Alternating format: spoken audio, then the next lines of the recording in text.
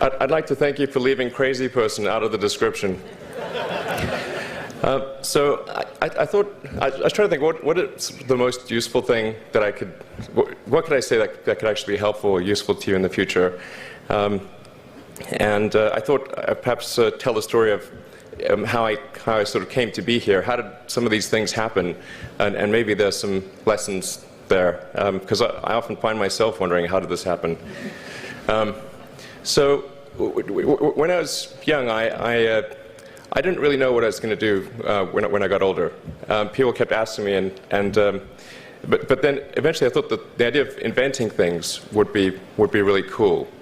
And the reason I thought that was because I read a quote from Arthur C. Clarke, which said that a sufficiently advanced technology is indistinguishable from magic, and that's really true. If you go back, say 300 years, the things that we take for granted today would be you'd be burned at the stake for. Being able to fly, that's crazy.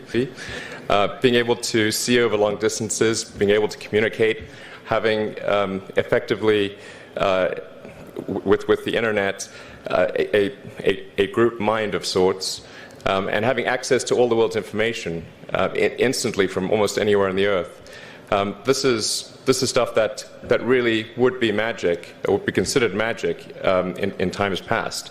In fact, I think it actually goes beyond that, because there are many things that we take for granted today that weren't even imagined in times past. They weren't even in the realm of magic. So it actually goes beyond that. So I thought, well, if I can do some of those things, basically if I can advance technology, then that's like magic, and that would be really cool. And I also had sort of a slight existential crisis, because I was trying to figure out what does it all mean? Like, what's the purpose of things?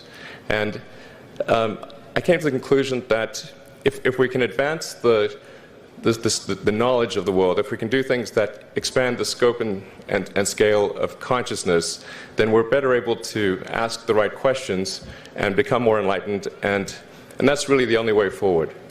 So I studied physics and business, because I figured in order to do a lot of these things, you need to know how the universe works, and you need to know how the economy works. And you also need to be able to bring a lot of people together to work with you to create something, because it's very difficult to do something as an individual if it's a significant technology.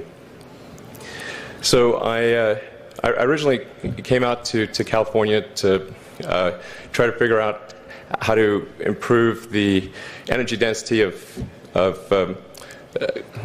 electric vehicles, basically to try to figure out if there was an advanced capacitor that could serve as an alternative to batteries. And that was in '95, and that's also when the internet started to happen.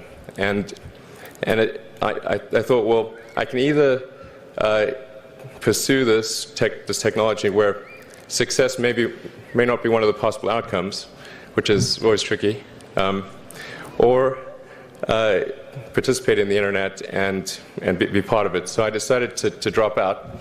Now, obviously, fortunately, we're past graduation, so I can't be accused of recommending that to you. So did some internet stuff. Did a few things here and there. One of which was PayPal. And I think maybe it's helpful to say one of the things that was important then in the creation of PayPal was kind of how it started, because initially, the initial thought with PayPal was to create an agglomeration of financial services, so to have one place where all of your financial services needs would be seamlessly integrated and work smoothly. And then we had like a little feature which was to do email payments. And whenever we'd show the system off to someone, we'd show the hard part, which was the agglomeration of financial services, which was quite difficult to put together. Nobody was interested. Then we'd show people email payments, which was actually quite easy, and everybody was interested. So this is, I think it's important to take feedback from your environment. you want to be as closed loop as possible. So we focused on email payments and really try to make that work, and that's what really got things to take off. But if we hadn't responded to what people said, then we probably would not have been successful. So it's important to look for things like that and focus on them when you see them, and you correct your prior assumptions. And then let's get some more. Going from PayPal, I thought, well, what are some of the other problems that are likely to most affect the future of humanity? It really wasn't from the perspective of what's the rank-ordered best way to make money, which is okay, but it was really what I think is going to most affect the future of humanity. So I think the biggest terrestrial problem we've got is sustainable energy, but the production and consumption of energy in a sustainable manner. If we don't solve that this century, we're in deep trouble. And then the other one being the extension of life beyond Earth to make life multiplanetary.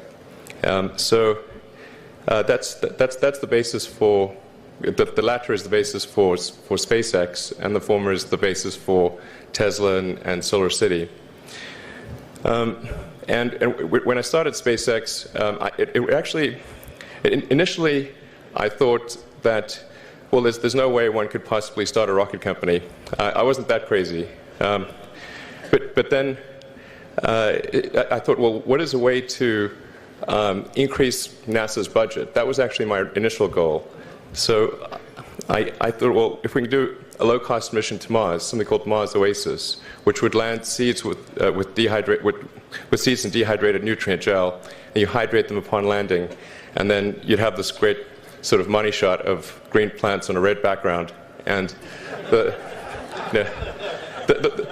public tends to respond to precedents and superlatives, and this would be the first life on Mars, the furthest that life's ever traveled, as far as we know. And I thought, well, that would get people really excited, and therefore increase NASA's budget. So obviously, the financial outcome from such a mission would probably be zero. So anything better than that was on the upside. So I actually went to Russia 3 times to look at buying a refurbished ICBM. Because that was the best deal. And I can tell you it was very weird going there in late 2001, 2002, going to the Russian rocket forces and saying, I'd like to buy 2 of your biggest rockets, but you can keep the nuke. That's a lot more. That was 10 years ago, I guess, so they thought I was crazy, but I did have money, so that was okay.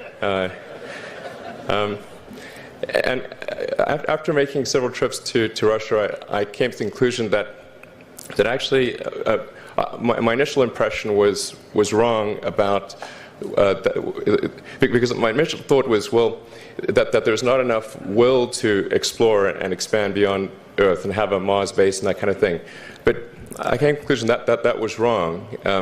In fact, there's plenty of will, particularly in the United States, because the United States is a nation of explorers, of people who came here from other parts of the world.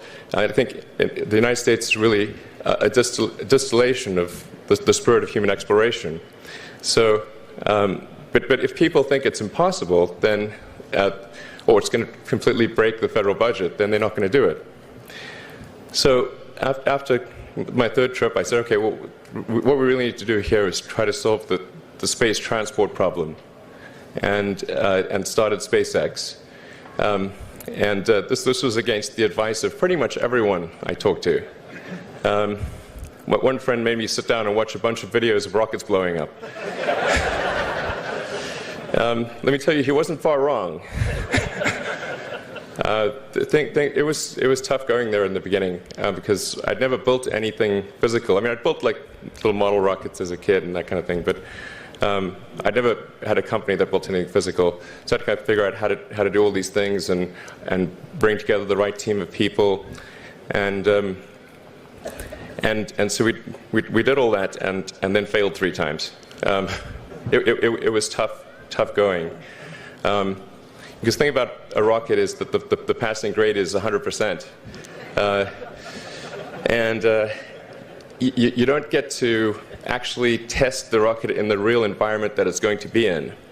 So I think the best analogy for rocket engineering is like if you want to create a really complicated bit of software, you can't run the software as an integrated whole, and you can't run it on the computer it's intended to run on.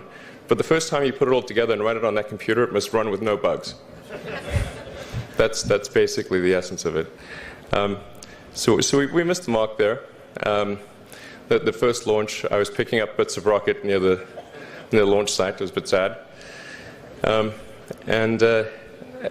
we learned with each successive flight, and were able to, eventually with the 4th flight in 2008, reach orbit. And that was also with the last bit of money that we had. So thank goodness that happened. I think the saying is 4th time's the charm. So we got the Falcon 1 to orbit, and then began to scale that up to the Falcon 9, which is about an order of magnitude more thrust. It's around 1 million pounds of thrust. And we managed to get that to orbit, and then developed a Dragon spacecraft, which recently was able to dock and return to Earth from the space station. That was